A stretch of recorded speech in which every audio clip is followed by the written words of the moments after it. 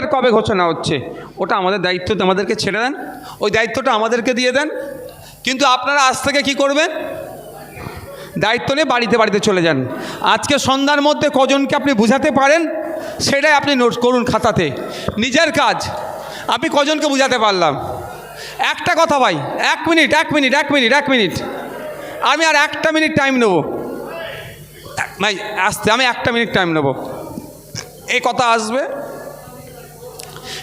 এটা আসবে, বিজেপি চলে আসবে তৃণমূলকে ভোট দাও। 2019 সালে কথা বলেছিল তো, আপনারা ভোট দিয়েছিলেন। ভোট দিয়ে পার্লামেন্টে কেন পাঠালেন? সিএকে আটকানোর জন্য, কৃষক বিল আটকানোর জন্য, জনগণের বিরুদ্ধে যে সমস্ত বিলগুলো আসছে সেগুলো আটকানোর জন্য। কাজ হয়েছে? হয়েছে? উল্টে কি হয়েছে, সিএকে করার সহযোগিতা করেছে মমতা ব্যানার্জি। আমি অন ক্যামেরা বলছি, মমতা ব্যানার্জি যদি আমি ভুল বলি আমার বিরুদ্ধে আইনত ব্যবস্থা নিক। পশ্চিমবাংলার সিএ হোক মমতা ব্যানার্জি সর্বপ্রথম চেয়েছে। তারপরে বলি তো এই নির্বাচনে ওই ধরনের কথা বলবে, কোনো কথাই কান দেওয়ার দরকার নেই। পার্লামেন্টে একটা হলেও বসিরহাট থেকে পাঠান, পশ্চিমবাংলা বিধানসভায় 294 একটা আছে, মজা বুঝিয়ে দিচ্ছে। 543-এর মধ্যে একটা গেলে মজা বুঝিয়ে দেবে, সে যেই ক্ষমতায় আসুক না কেন। 543-এর মধ্যে একটাই যদি যায় মজা বুঝিয়ে ছেড়ে দেবে। যেমন 294 বুঝতে পারছে, তো এখানে ওটা বুঝবে। তো আমরা আগামী দিনে ও কারো কথায় কান দেওয়ার দরকার নেই। আমরা এখান থেকে আমাদের প্রতিনিধি করে পার্লামেন্টে পাঠাবো, যে জনগণের জনপ্রতিনিধি হবে। পার্লামেন্টে গিয়ে টিকটক করবে না এমন লোককে পাঠাবো না, যে পার্লার আর পার্লামেন্টের যে জ্ঞান রাখে না তাকে পাঠাবো না। যে পার্লামেন্টারি পলিটিক্সের জ্ঞান রাখে, যে জনগণের কথা বলবে তাকে পাঠাবো। এই চমকের রাজনীতি, খেলোয়াড় হ্যান ত্যান দিয়ে, আর্টিস্ট দিয়ে কাজ হয় না।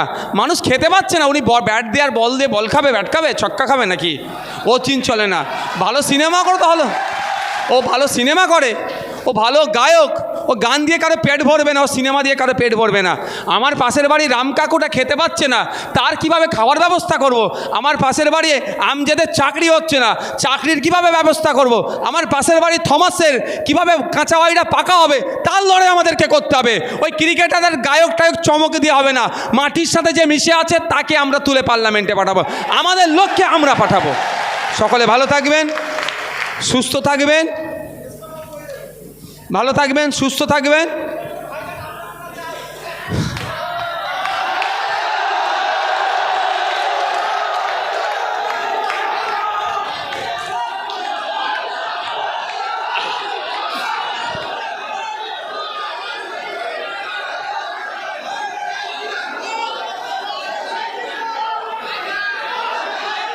আস্তে আস্তে আস্তে ভাই শেষ কথা বলবো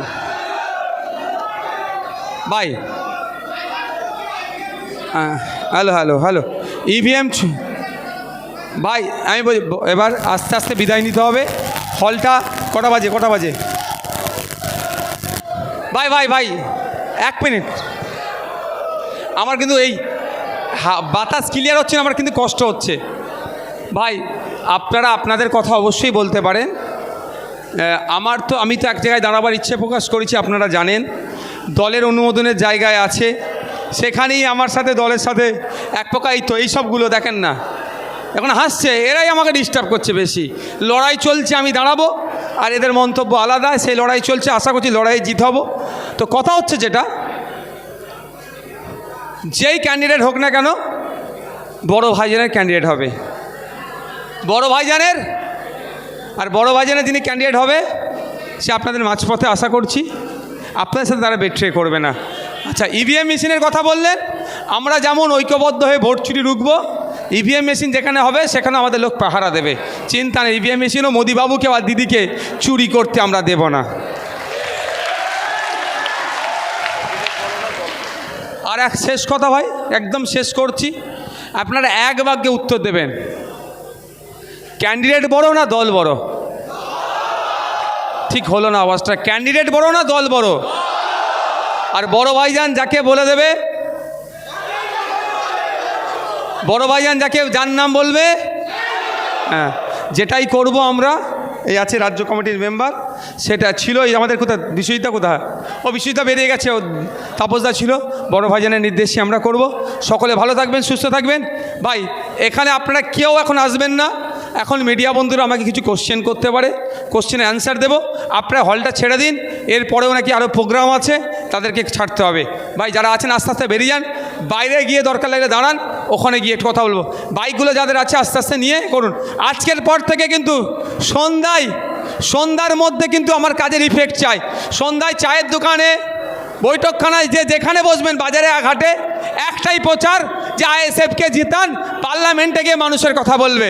আইএসএফকে জিতান, পার্লামেন্টে গিয়ে মানুষের কথা বলবে। আস্তে আস্তে বিদায় নেন।